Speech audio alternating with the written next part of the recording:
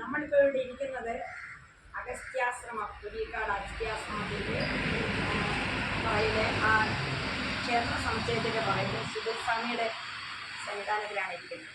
ഇത് ഡോക്ടർ യോഗിദാസ്. അമ്മ ഇപ്പോഴേ കുറച്ച് സമയത്തിന് ശേഷം ഇങ്ങോട്ട് വന്നത് എന്താണെന്ന് ഡോക്ടറുടെ മനസ്സിലൊരു ചോദ്യം ഉണ്ടല്ലേ? ഞാൻ പറഞ്ഞല്ലോ, വന്നതിൻ്റെ കാരണം നമ്മൾ ഈ വരുന്ന മാർച്ച് 27-ാം തീയതി ഓച്ചിറ വെച്ച് നമ്മൾ സിദ്ധ പരമ്പരയുടെ ഒരു സംഗമം.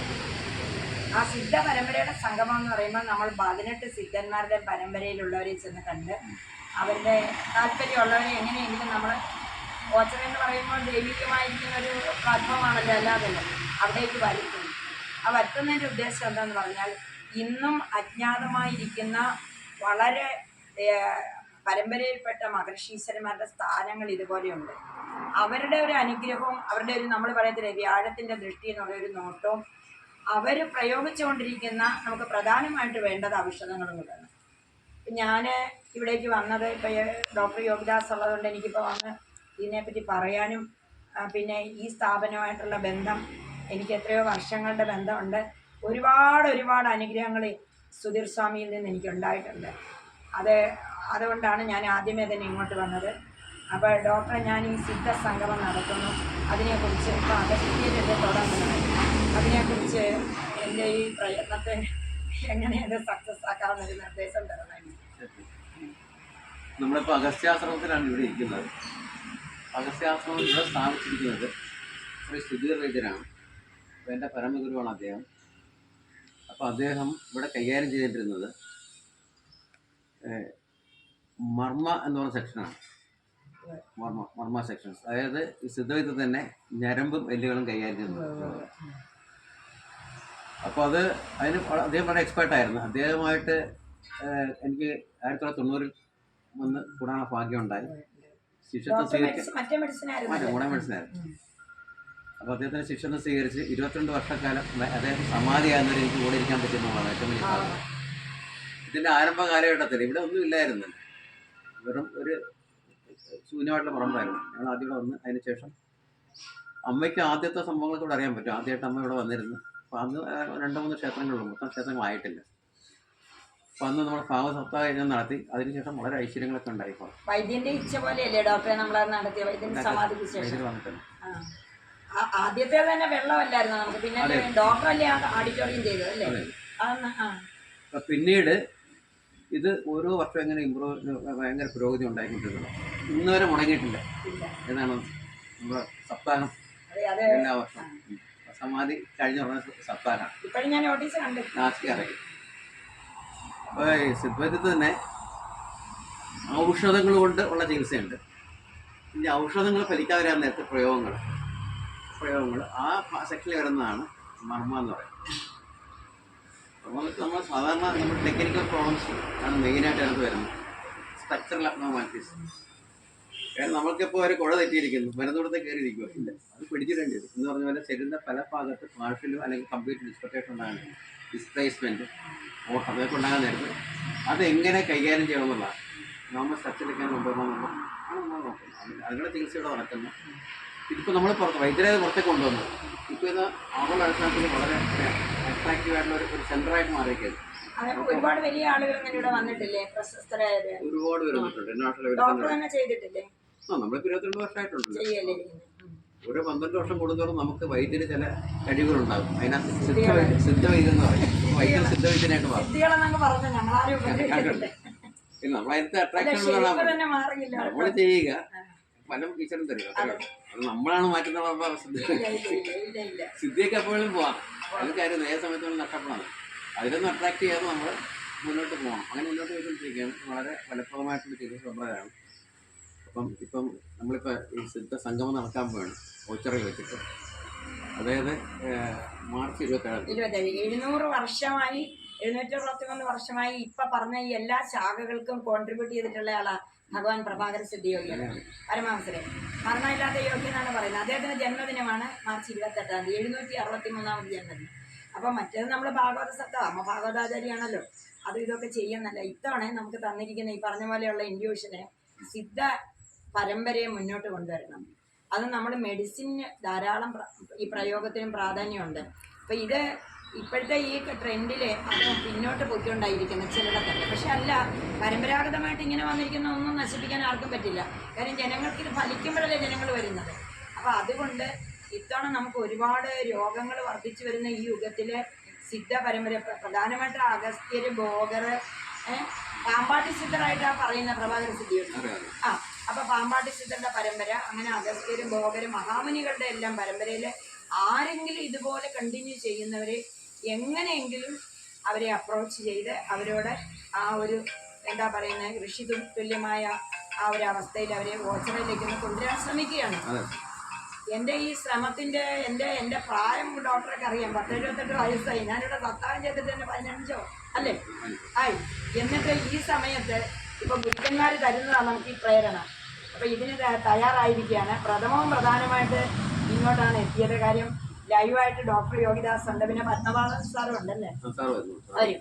പക്ഷെ ഈ സ്ഥാപനം എൻ്റെ ഓർമ്മയിൽ എപ്പോഴും എന്താ ഫലപുഷ്ടിയോടുകൂടി നിൽക്കുന്ന ഒരു സ്ഥാപനമാണ്. എനിക്കിവിടെ അന്ന് കണ്ടതിൻ്റെ ഒക്കെ എത്ര മെച്ചങ്ങളാണ് ഇതിൽ ഉണ്ടായിരിക്കുന്നത്. ഗോശാല, അതേമാതിരി ബിൽഡിങ്ങുകളെല്ലാം എനിക്ക് പുകഴ്ത്തി പറയല്ല. എന്തായാലും ശിഷ്യന് അവൻ്റെ പ്രയത്നം, ഇതിൻ്റെ യോഗിദാസിൻ്റെ പ്രയത്നം, ഡെഡിക്കേഷൻ ഇതിനകത്തുണ്ടെന്നുള്ളതിന് യാതൊരു സംശയമില്ല.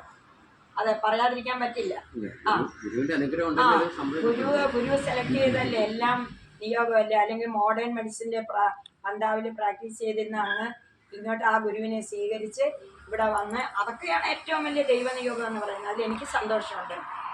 അന്ന് എന്നെ ക്ഷണിക്കുമ്പോൾ ഞാൻ വരുന്നത് തന്നെ നിങ്ങളുടെ എല്ലാം ആ ഉത്സാഹം.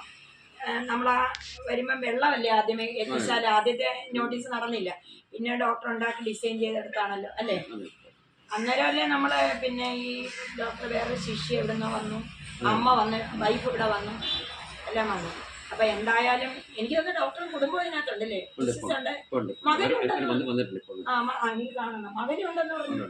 അപ്പൊ തീർച്ചയായിട്ടും ഡോക്ടർ ഞാൻ അതിനെ കൺഗ്രാറ്റുലേറ്റ് ചെയ്യുന്നു. ആ ഗുരുപരമ്പരയിലേക്ക് കൊണ്ടുവരാനുള്ള ഒരു അനുഗ്രഹം വന്നല്ലോ ഇവിടെ തന്നെ. സേവനം എന്ന് പറയുന്നത് നിസ്സാരമല്ല. ഗുരു എന്ന് പറയുന്നത് ഈശ്വരൻ തന്നെയാണ്. ഗുരുവിനെ സമർപ്പിച്ചിട്ട് ഗുരു ഈശ്വരനാണ്. ഗുരു തന്നെ ഈശ്വരനാണ് ഞാൻ മനസ്സിലാക്കി വെച്ചിട്ടുണ്ട്. അമ്മ തന്നെ KSCBയിൽ ഇരുന്ന് മർദ്ദിച്ചു പോകേണ്ട ആളല്ലേ ഈ പരമ്പരയിലേക്ക് ആ യോഗ തന്നെ. പിന്നെ എനിക്കുള്ള ഒരു കടപ്പാട് യോഗിദാസ് ഓർമ്മിക്കുന്നുണ്ടോ, ഞാൻ 2ാമത്തെ യജ്ഞം ചെയ്തുകൊണ്ടിരിക്കുമ്പോഴാണ് നമ്മുടെ കൊച്ചുമകന് മകളുടെ മകന് അഭിരാമിന് ഒരു അസുഖമാണെന്ന് വിളിച്ച് പറയുന്ന ഫോണിൽ ലക്നൗവിൽ. നമ്മൾ രുക്മിണി സമരത്തിൻ്റെ അന്ന് എൻ്റെ അവസ്ഥയെന്ന് പറഞ്ഞാൽ അവൻ സീരിയസ് ആണെന്നാണ് കേൾക്കുന്നത്. പക്ഷെ ഞാൻ അപ്പോൾ തന്നെ എൻ്റെ കർമ്മം രുക്മിണി സമരമാണ്. ഞാൻ ആ യജ്ഞം പൂർത്തിയാക്കി, ആ യജ്ഞം ഉച്ചയ്ക്ക് ലക്ഷ്മി സമരം കഴിഞ്ഞിട്ട് ഞാൻ സമാധി വന്നിരിക്കുക ഒരു 10-20 മിനിറ്റ്. ഞാൻ അന്ന് വന്നിരുന്നിട്ട് സുധീർ സ്വാമിയോട് പറഞ്ഞു, സ്വാമി ഈ കുഞ്ഞിനെ രക്ഷപ്പെടുത്തി തരുവാണെങ്കിൽ ഞാൻ വൈദ്യത്തിന് വേണ്ടിയിട്ട് സമർപ്പിക്കും ഇവനെ. അതുകൊണ്ട് ഇവൻ്റെ ജീവനെ എനിക്ക് തിരിച്ചു കിട്ടും. ആണോ? അതുകൊണ്ടല്ലേ എൻ്റെ ഈ വിശ്വാസം. ഈ പറഞ്ഞാൽ 2 ദിവസം കഴിഞ്ഞ് ഞങ്ങളെ സമർപ്പിച്ച് അന്ന് എയർ ടിക്കറ്റ് എടുത്ത് വന്ന് നമ്മൾ പോയി ഇങ്ങോട്ട് കൊണ്ടുവന്ന് ഡോക്ടർ ജോർജ് ബി എബ്രാമിൻ്റെ അടുത്ത് കൊണ്ടുവന്നതിന് മുമ്പ് ഇവിടെ സമാധി കൊണ്ടുവന്ന് ഇരിക്കുവാണ്. ഡോക്ടർ ഉണ്ടല്ലോ അന്ന്, നമ്മൾ അപ്പുറത്തല്ലേ താമസിക്കുന്നത്. കുഞ്ഞിനെ കൊണ്ടുവന്നു. ഇപ്പം അവൻ പിന്നെ മേരി മാത എന്ന് പറയുന്ന പിന്നെ ജബൽപൂരുള്ള ഒരു വലിയ സ്ഥാപനത്തിൻ്റെ മെഡിക്കൽ ഓഫീസറായിട്ട് ഈ 14-ാം തീയതി ചാർജ് എടുത്തു. ചാർജ് എടുത്തു. അല്ല, ഇവിടെ വർക്ക് ചെയ്യണമെന്നവനുണ്ട് ആഗ്രഹം എപ്പോഴെങ്കിലും. അപ്പോൾ ചാർജ് എടുത്ത് പിന്നെ വലിയ ഫോട്ടോയൊക്കെ ഇങ്ങോട്ട് ഇട്ടിട്ടുണ്ട്. ഡോക്ടറെ വന്ന് കാണണമെന്ന് ആഗ്രഹം ഉണ്ടായിരുന്നു. പെട്ടെന്ന് അങ്ങ് പോകുമായിരുന്നു. പഠിച്ചത് എവിടെ? ശ്രീനാരായണ ഗുരുവിൻ്റെ മെമ്മറിയിൽ SM മെഡിക്കൽ കോളേജിലാണ് പഠിച്ചിറങ്ങിയത്, പുത്തൂര്. അപ്പം അത്രയ്ക്കും ഒരു ഗുരുശിഷ്യ ബന്ധം ഈ സ്ഥാപനമായിട്ടുണ്ട്. എനിക്ക് ഒരിക്കലും സുധീർ സ്വാമിയെ മറക്കാനൊക്കത്തില്ല. അഗസ്ത്യമുനി, യോഗാമുദ്ര, ദക്ഷിണാമൂർത്തി, പിന്നെന്താ പറയുക, വസിഷ്ഠര, അരുന്ധതി, അത്രി മഹർഷി, അനസൂയ എന്ന് വേണ്ട മാർക്കണ്ഡേയ വരെ.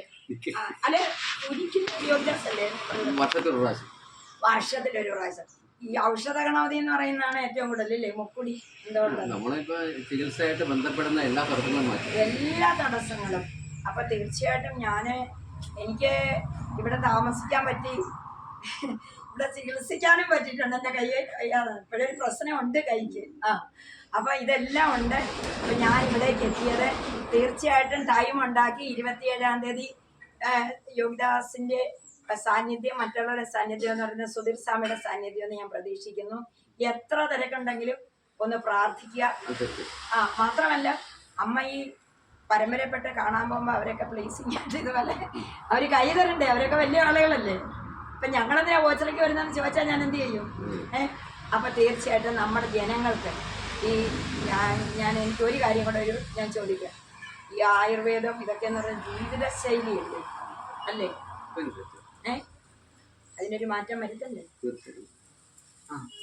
അപ്പം ഞാൻ അതിൽ കൂടുതൽ വിചാരിക്കുന്നത്, ഞാൻ ഡോക്ടർമാരോടും പ്രിൻസിപ്പൽമാരോടും ദൈവബേബാശ്രയ ചികിത്സ എന്നുണ്ടല്ലോ ആയുർവേദത്തിലുണ്ടല്ലോ അല്ലേ? അപ്പം ദൈവത്തിനെ കൂടെ ആശ്രയിച്ചു. അപ്പൊ ഈ ഒരു സ്ഥാപനം അതിനൊരു മോഡലല്ലേ? മരുന്നും മന്ത്രവും ഒരു സ്ഥാപനമല്ല, ഇത്രയും ദൈവങ്ങളെയല്ലേ ഇരുത്തിയിരിക്കുന്നത്. ആയുസിന് പഞ്ഞുണ്ടോ? അപ്പൊ അതുകൊണ്ട് മനസ്സ് ശാന്തമായെങ്കിൽ ശരീരം സ്വീകരിക്കത്തുള്ളൂ. അത്രയേ ഉള്ളൂ. ശരീരം വേറെ പ്രയോജനമില്ല. മനസ്സാണല്ലോ എല്ലാത്തിനും കാരണം അല്ലേ? അപ്പൊ തീർച്ചയായിട്ടും മനസ്സ് ശാന്തമാക്കാൻ വേണ്ടി മന്ത്രം. അപ്പം ഈ ചികിത്സയുടെ ഒരു ബേസിക്കില് ഹോളിസ്റ്റിക് ആയിരിക്കണം. അത് ഇന്നത്തെ മോഡേൺ പിള്ളേർ കേൾക്കുന്നില്ല. അവരിത് അക്കാഡമിക് സ്റ്റൈലിൽ കൊണ്ടുവന്നതിൽ എനിക്കൊരു വിഷമമുണ്ടല്ലോ. തിരിച്ചു വരും. ഇപ്പൊ എന്തായാലും രോഗികളായി കഴിഞ്ഞു. വന്നേ പറ്റുള്ളൂ. അപ്പൊ തീർച്ചയായിട്ടും അതിന് മുന്നോടിയായിട്ട് ഇപ്പൊ ലോകത്തെ തന്നെ ആദ്യ സംഭവമായിരിക്കും സിദ്ധസംഗമം എന്ന് പറയുന്നത്. എല്ലാരും ചോദിക്കുന്ന ആദ്യത്തെ, എന്റെ അറിവിൽ ആദ്യമാണ്. എനിക്ക് തന്നെ അറിഞ്ഞൂടെ, എന്റെ തലയിലേക്ക് ഗുരു ഇത് തരും. എനിക്ക് വളരെ സന്തോഷമുണ്ട്. എന്തായാലും ഇതിന്റെ അഗസ്ത്യാശ്രമത്തിലെ എല്ലാവിധ ആശംസകളും പരമ്പരയുടെ അനുഗ്രഹാശംസകൾ മതി. ഏകദേശം എല്ലാ മറ്റുള്ളവരുടെയാണ്. അപ്പൊ ഇവിടെ തന്നെ തുടങ്ങാം, കുറിക്കാം. ഇവിടുന്ന് തന്നെ കിട്ടിയെങ്കിലേ മതിയാകത്തുള്ളത്. അപ്പം പ്രത്യേകിച്ച് പിന്നെ ഭാഗവത ആചാര്യ എന്നുള്ള നിലയ്ക്ക് ഞാൻ സുധീർ സ്വാമിയുടെ അഭീഷ്ടസിദ്ധി അല്ലേ, ആ ഒരു മംഗളകരമായിട്ടൊരവസ്ഥയായിരുന്നു നമ്മുടെ ആ സപ്താഹം അല്ലേ. ഭയങ്കര ആളും ഒരുപാട് എന്ന് വെച്ചാൽ പിന്നെ എല്ലാ തരത്തിലും എനിക്ക് ഇവിടുന്ന് ഞാൻ തുടങ്ങിയിരിക്കുകയാണ്. അതുകൊണ്ട് സുധീർ സ്വാമിയുടെ പ്രധാന ശിഷ്യൻ എന്നുള്ള നിലയ്ക്ക് ഡോക്ടർ 2 മെത്തേഡും അറിഞ്ഞ ആളാണ്. നമുക്കിതൊന്ന് പരിശ്രമിക്കാം അല്ലേ? ഫലം തരേണ്ടത് ഉദ്ദേശം നമ്മുടെ നല്ലതാണ്. ജനങ്ങൾക്ക് ഇതൊന്ന് ഇൻട്രൊഡ്യൂസ് ചെയ്ത് കൊടുക്കാൻ. അപ്പം തീർച്ചയായിട്ടും ഇപ്പം ഈ പുസ്തകത്തിനകത്ത് ബാക്കി കാര്യങ്ങളുണ്ട്. നമ്മൾ പ്രൊഫൈലിങ്ങിന് ഇടുന്ന സമയത്ത് നമ്മളിടാം.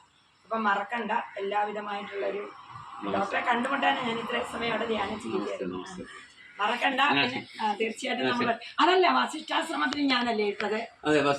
അല്ല, അതിനകത്ത് നമുക്കൊരു വിശേഷം വന്നില്ലേ ഡോക്ടറെ? കല്ല് അവിടെ നിന്ന് തന്നെ കിട്ടിയെന്നല്ലേ? ഇപ്പൊ പടിയുണ്ടല്ലേ? നമ്മള് വാഗമണി പോയി കല്ലിട്ട് ഞാനും ഡോക്ടറും കൂടെ ഞാൻ ഇങ്ങനെ നടന്നാണ് കൊണ്ടുപോകണം. അമ്മ വരാം. തീർച്ചയായിട്ടും പേഷ്യൻസിനെ കാത്തിരിക്കുകയായിരിക്കും. അപ്പൊ തീർച്ചയായിട്ടും ഞങ്ങള് 2 ആളും ഡോക്ടർ പറഞ്ഞ നമ്മോടൊപ്പം ഉണ്ടായിരിക്കുന്ന അതിന്റെ ഒരു ബലത്തിന് എല്ലാവരും അറിയട്ടെ.